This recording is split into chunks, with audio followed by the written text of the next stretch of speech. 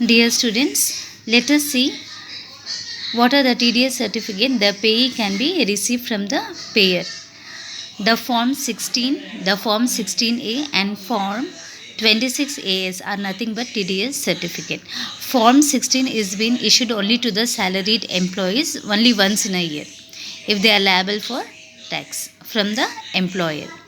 Next is Form 16A. Form 16A is received on, suppose if you have maintained the FD, that is fixed deposit into the bank, and you have come for the closure. Once you have been closed, the bank is going to pay you the amount that you have been deposited as a fixed deposit plus interest. But before making them, they'll deduct the TDS. Once they deduct the TDS, they issue the Form 16A to the clients. The next is Form 26AS. Form 26AS is nothing but income other than Form 16 and 16A. Any income, leaving FD and salary. Now, how payee can update all the information, how he can see that the TDS has been submitted in his name or not. He can update the information by going through the e-filing system. You know how to enter into an online e-filing.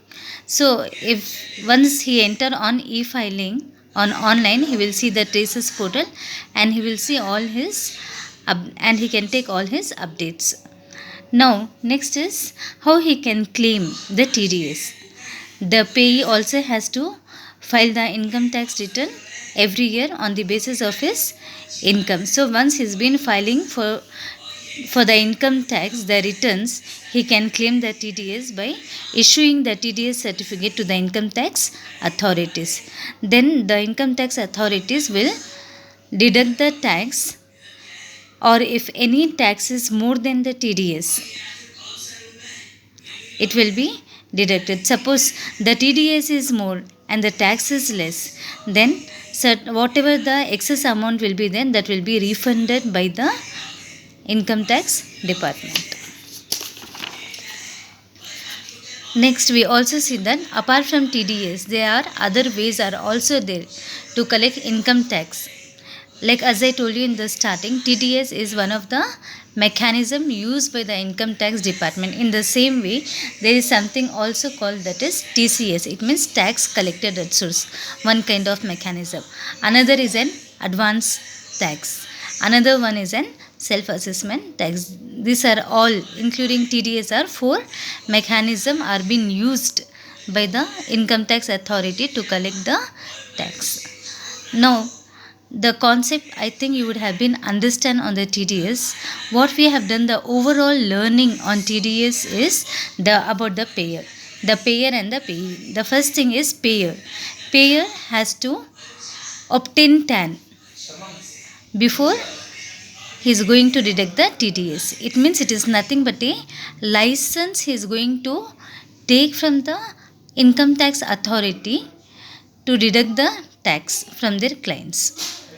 And who can be the payer? It can be a company, it can be a firm, it can be any other person, excluding the individual. When individual can come when he is crossing his turnover more than 1 crore.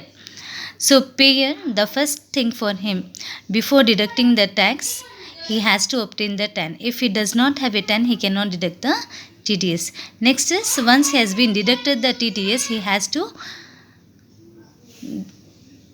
do the payment for the payee, that is deduct TDS before making payment. Next is he has to deposit into bank, that every monthly he is going to deposit. Next is every quarterly he updates, that is once in 3 months, the TDS detail to IT department by TDS return file form.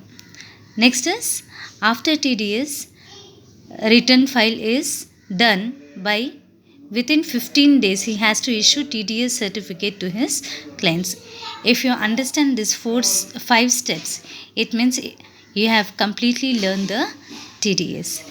Next, I can just tell you that who can obtain TAN. It can be a company, firm and others, excluding individual businessman. TAN is nothing but TDS account number.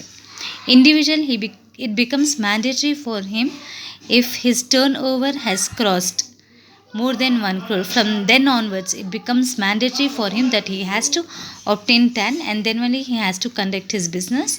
And in every transaction he has to see either it is applicable for him to deduct the TDS or not. So he has to deduct TDS on transactions. Thank you, students.